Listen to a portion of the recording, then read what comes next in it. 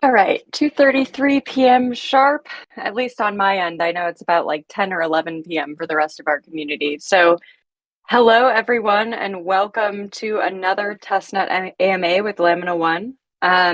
For those following along, we are officially in week 13 of Testnet and have completed our third and final week of NFT playground testing before we pause and work together on a few other things on our road to BetaNet and Lamina One launch.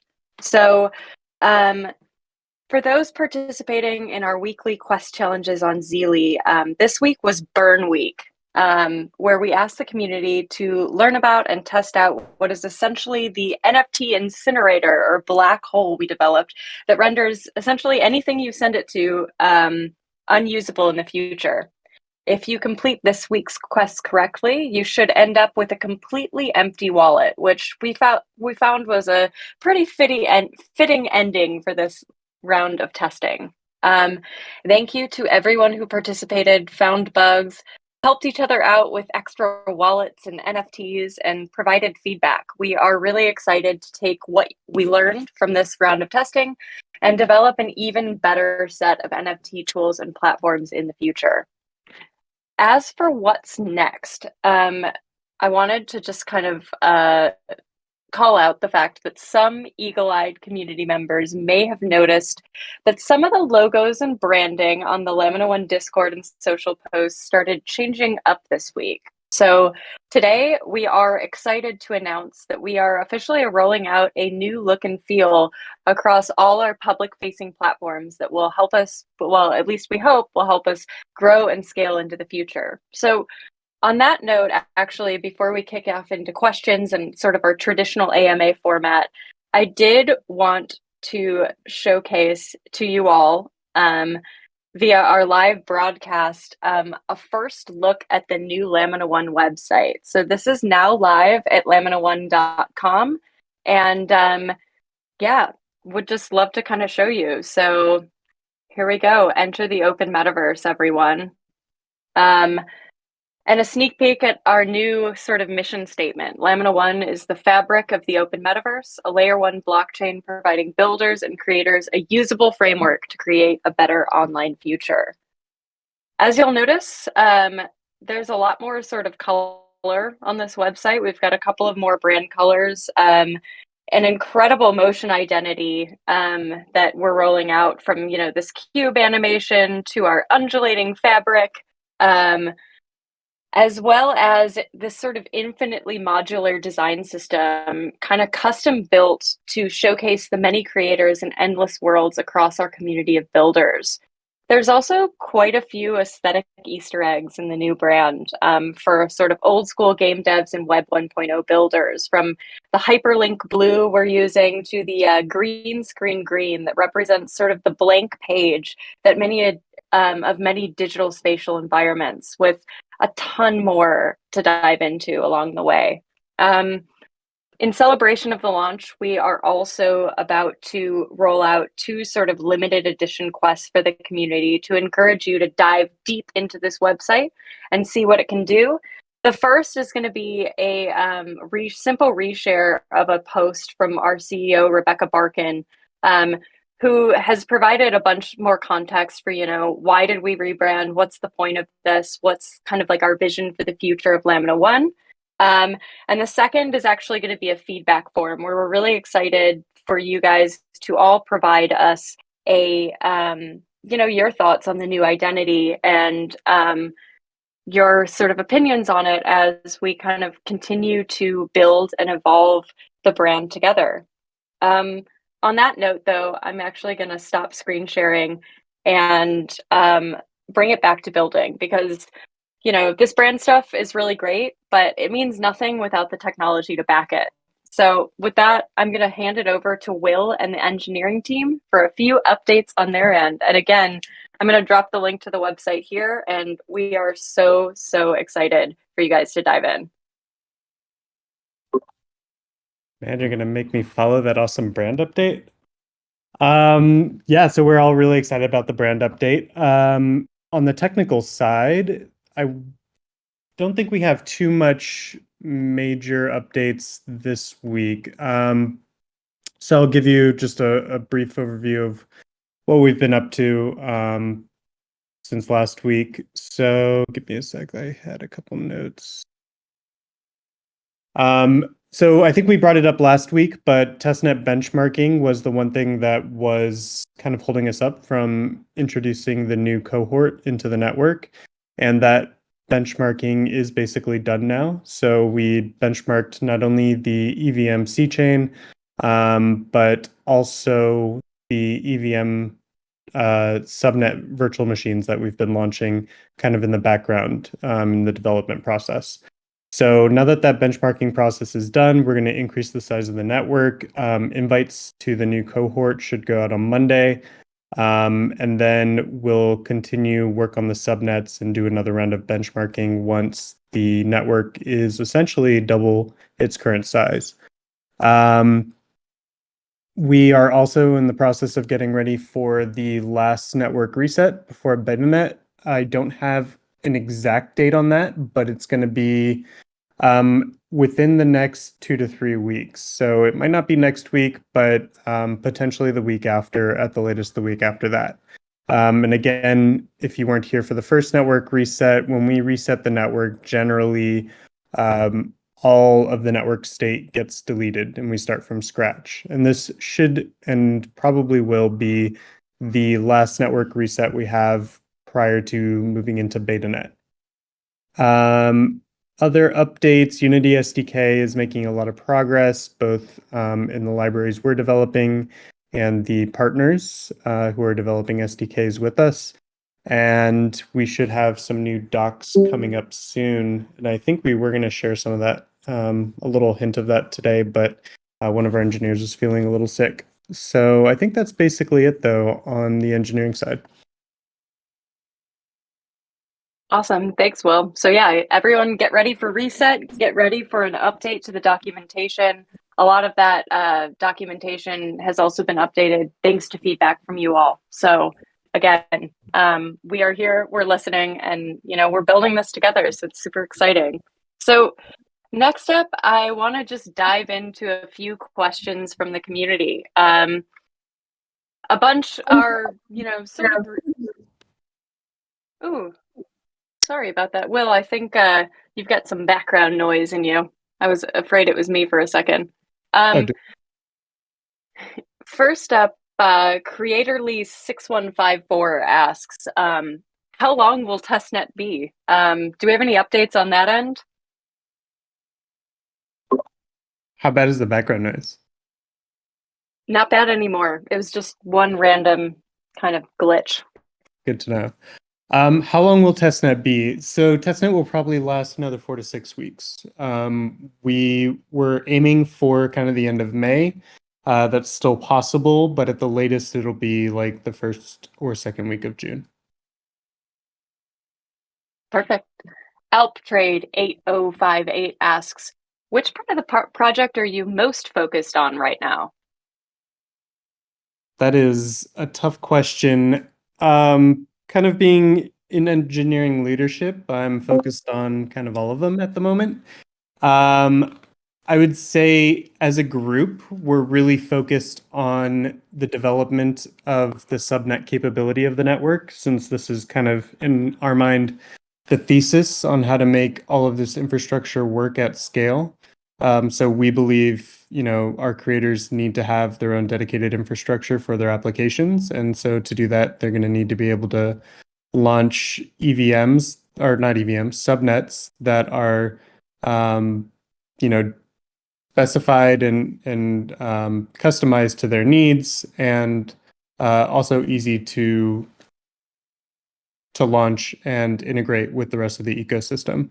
So I'd say that's a huge priority for us right now. We just brought in a new team member, actually Mario, who is a cryptographer. He's going to be focused primarily on the identity and social layer of the platform, so that you have kind of a persistent identity across all of the metaverse experiences that you use on Lamina 1, and maybe even outside of Lamina 1. And then obviously we're very focused on game engine SDKs. So those are our 3 biggest priorities at the moment. Awesome.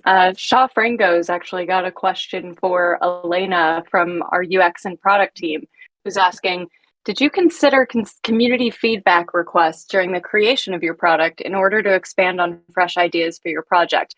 Many projects fail because the target audience and clients aren't understood.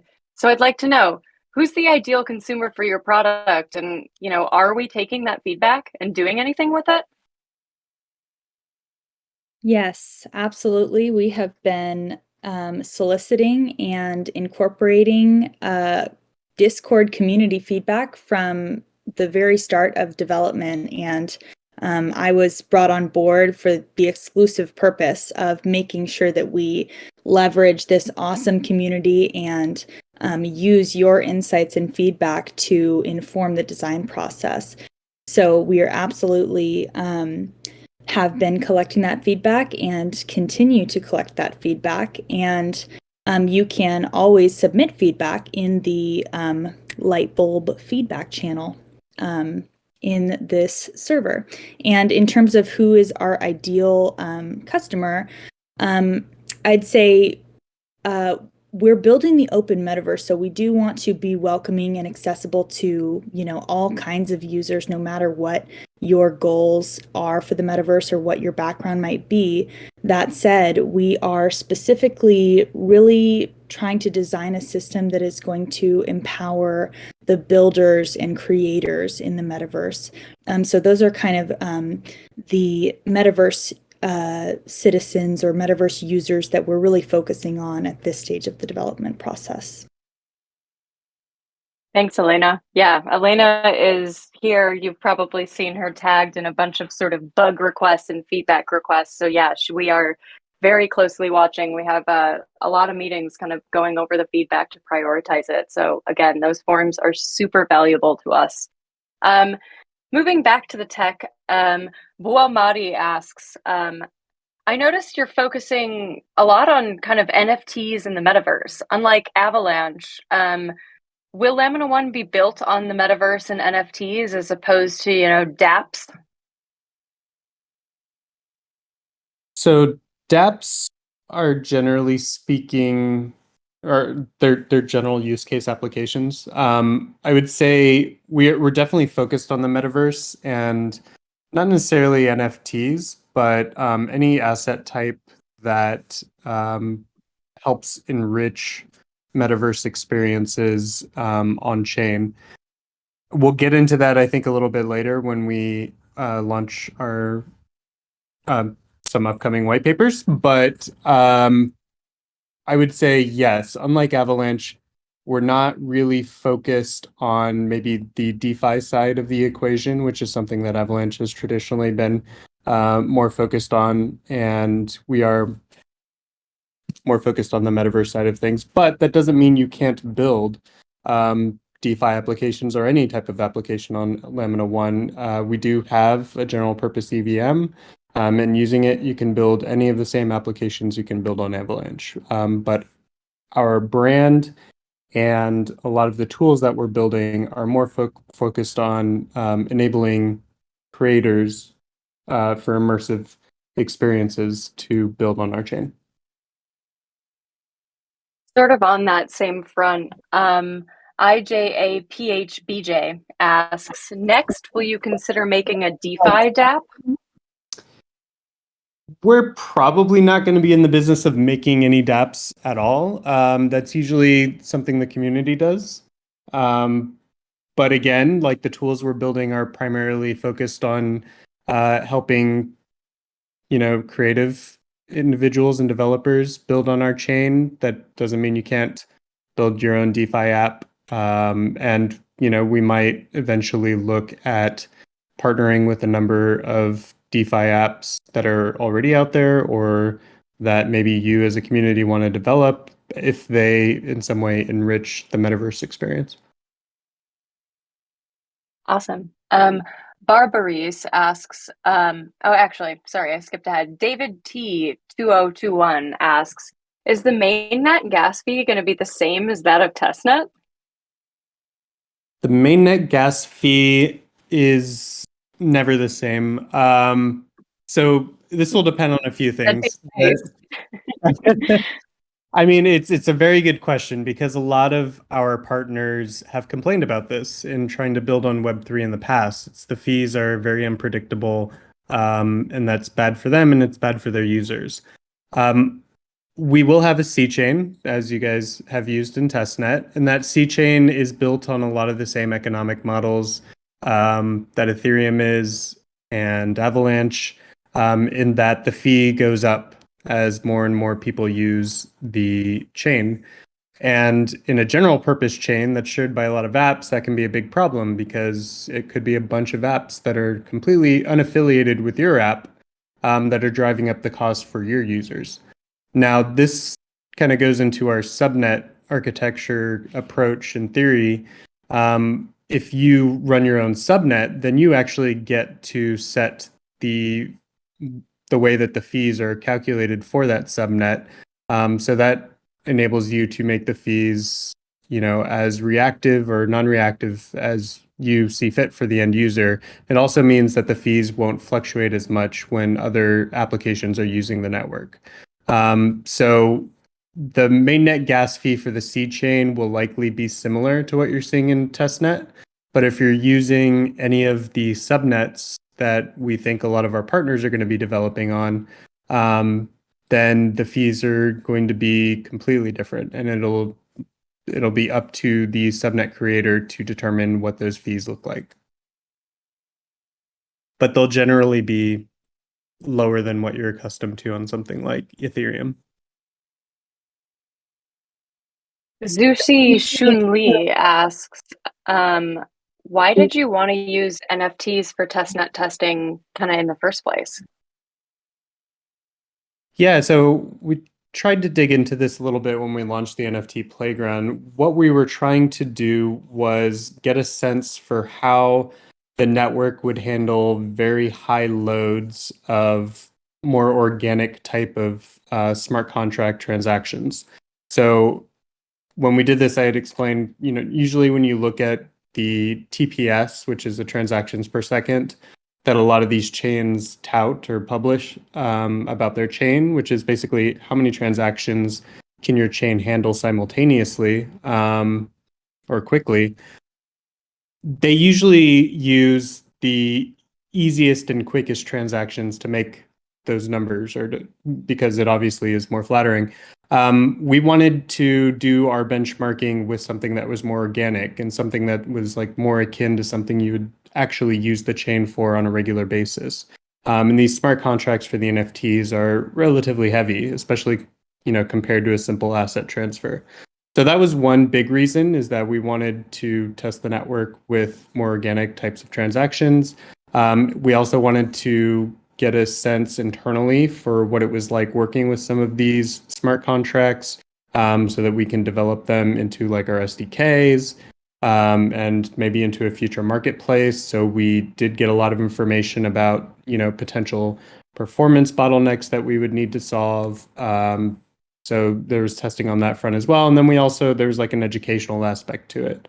A lot of our community is in Web3 for the first time. So, it was a chance for them to get their hands on an NFT. A lot of them had heard of NFTs, but maybe had never received one or used one.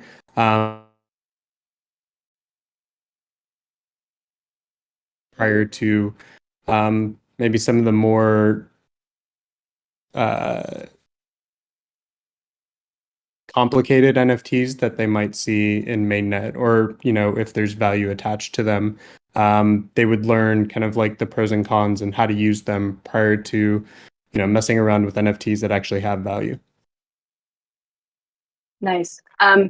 We also have multiple community members. I mean, speaking of sort of like us trying to pressure test performance stuff, can you guys provide any updates about the speed of the NFT Playground? So more particularly, what are the technical reasons for why some users are having lags? Why does Chrome seem to be so much more affected than other browsers? And what are some of the best ways to mitigate a lag when completing quests for the NFT Playground?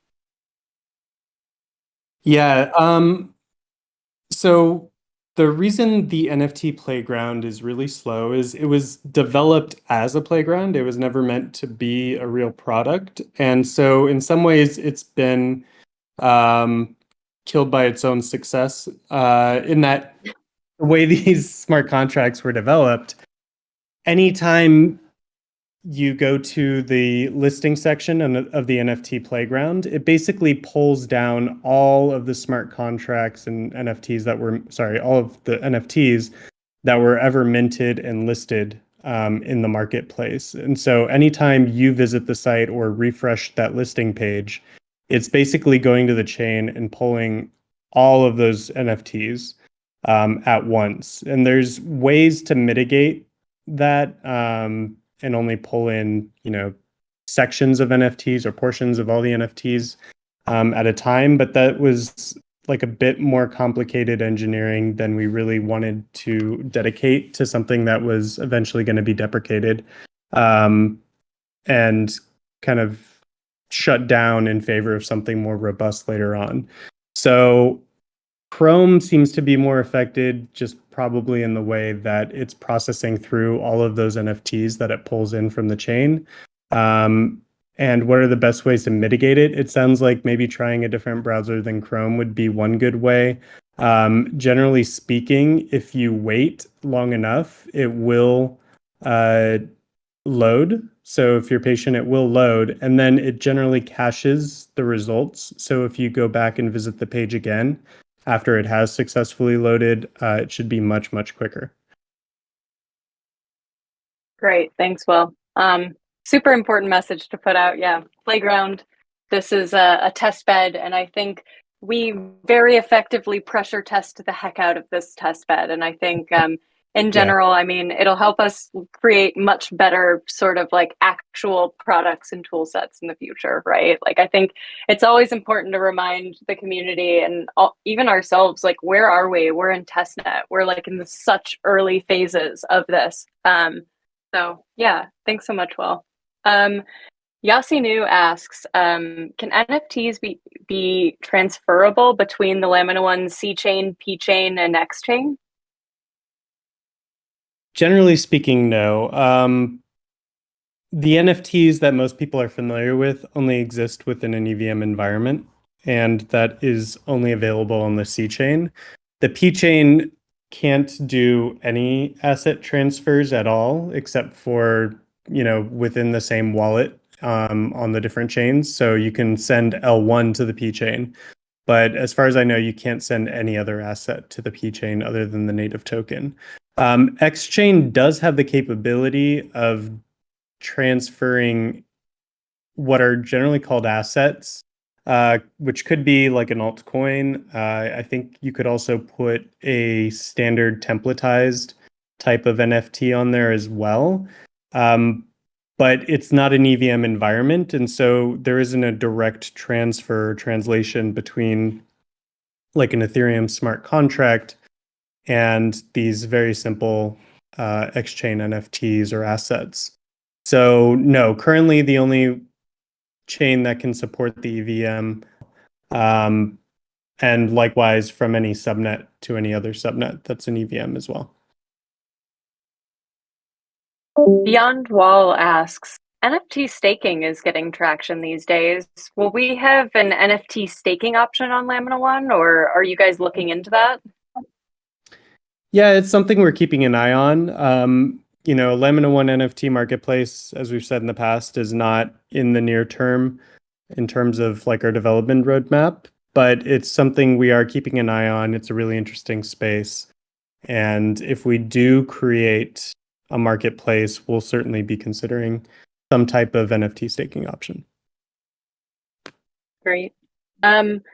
Opium OE asks, and I'm going to take this one. They ask, how do you attract new users?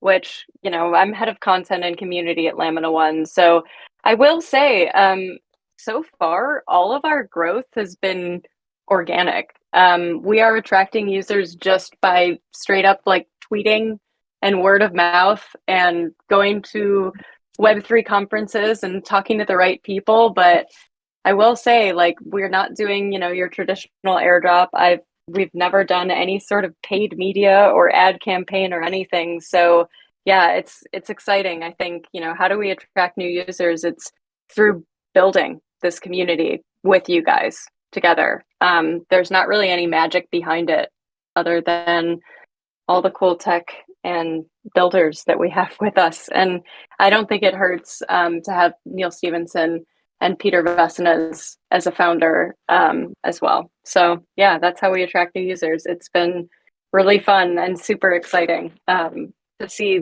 this growth completely organically. Joe asks, is there any possibility of collaboration with other projects at Lamina One? Yes, we are collaborating with other projects. Some of those projects are in what's called our early access program. Have we talked to the community about that? Casey? Yes. Great. Yes, we have. Good. Yeah, so we do have this early access program in which, we're collaborating with them to develop a lot of our solutions, making sure that we're meeting the needs of our users.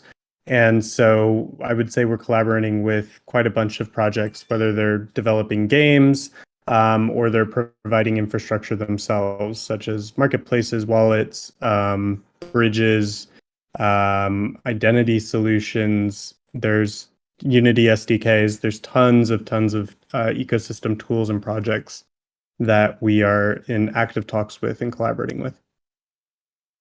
Yeah, and I if you think have in general, Yeah, go go ahead. ahead. I was just about to do that CTA too. Yeah, if you have any sort of projects or collaboration ideas, actually on the new L1 website, we have a little module that's basically get involved. And we've got 2 forums. I want to discuss a partnership with Lamina One in my company. We've got 1 forum for that. And then we've got a builder forum that is for anyone who wants to create, build, earn, apply, collaborate, operate a node, or get involved. So yeah, it's basically, we're both kind of collaborating with individual builders and on the community level here on Discord. And then we also do have an early access program where we're collaborating with companies like HTC, Dubit, Neon, a bunch of really big partners. We put out a press release about that. I don't know, what was it, 3 weeks ago? So yeah, we've actually got about 30 companies that are committed to building with us on Lamina One, potentially launching experiences with us for launch. And yeah, they're kind of like our official partners, so to speak, in this endeavor, because obviously building the open metaverse is a huge task, and we are not going to ever attempt to do it by ourselves. Next question we have is from Zico, who asks, will bridging to or from layer 2 platforms be supported on Lamina One? Bridging to or from layer 2 platforms. It depends on the layer 2 platform. So if it's an EVM compatible chain, then it's certainly possible. It's hard to say if it's in the active roadmap. For some of the larger ones, certainly, like if you consider Polygon to be a layer 2, even though I think they're, technically trying to fork and become a layer 1. Like we are looking at bridging to some of the larger EVM platforms like Polygon. But yeah, I would say generally speaking, we will have at least a few bridges to some of the major EVM platforms out there, whether they're layer 1s or layer 2s. And then any of the subnets that are built on top of our platform, which would themselves be a sort of layer 2, will have innate bridges already built into those. Right. Subhojit asks, any update on the Lamina One roadmap? Yeah. Along with about 700 questions about when we're going to mainnet. But yeah, that's big question from the community. The same as what it has been. We're trying to hit beta net in the next 4 to 6 weeks, like I said, and we're going to hit mainnet before the end of the year for sure, but probably at the beginning of Q4. So that's roughly kind of the 2 major milestones. And then there's some smaller releases that, we're going to start putting out throughout that process. And I think we do have some documentation coming out soon that'll shed a little bit of light on that. I can confirm that because I was editing it today. Finally, we do have a live question from Jackal Girl, who chimed into the chat and asked, I would love if you could all talk about the ways that Web3 can enhance online immersive experiences, but also what is it not good for, and how to integrate more traditional Web2 database supported activity. In other words, in a game or a shared world, what parts would be great for traditional Web2 functionality and what parts would use blockchain tech? What would that look like? Another huge question from Jacko Girl. This could be, in some ways, its own white paper, and I think we have such a paper coming out very soon.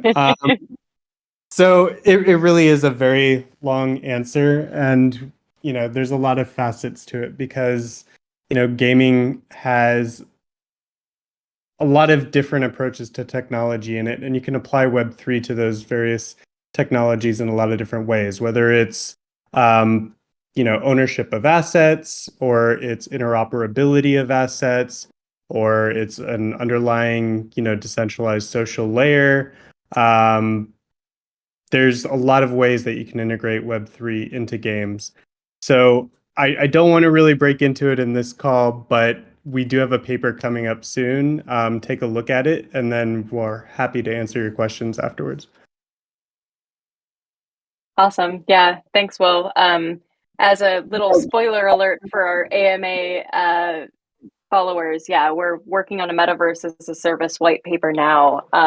It's sort of in its final edit rounds. We're going to share it with a bunch of our partners, and then we should be releasing it to the community soon. And it is a beast of a paper. It is far more technical than the last white paper we set out. It's far longer than the last white paper we set out. And it really, really does kind of put a stake in the ground with a lot of these kind of big questions on, how is it going to work? How are these creator tools going to function? And so, again, we're really excited to release that. Stay tuned. On that is all of our questions for this week. Again, we're going to be dropping 2 quests momentarily. We've got an update post from Rebecca Barkin on the new brand. We're also going to be posting the website officially for the community to take a look at, as well as a feedback form, so you guys can let us know, how does the new brand feel? Any thoughts? Any sort of ideas that you have for it? And I think along with the rollout, we're going to be rolling it out kind of gradually across all of our touch points and channels and products over the coming weeks as we do move towards BetaNet. And we've also got some really exciting community initiatives along the way where we're going to start kind of giving you guys pieces of the brand to play with and experiment with. I think part of the brand that we're most excited about is the fact that it is modular and it does celebrate creators. And we've really wanted to develop a brand that we can kind of give to you guys as well to start experimenting with. So stay tuned. We've got some exciting quests coming up on that front, as well as some exciting engineering progress coming up on that front. And I will announce more when it's all finalized and ready to go. But thank you all for joining us, and we will see you all next week. Bye, guys.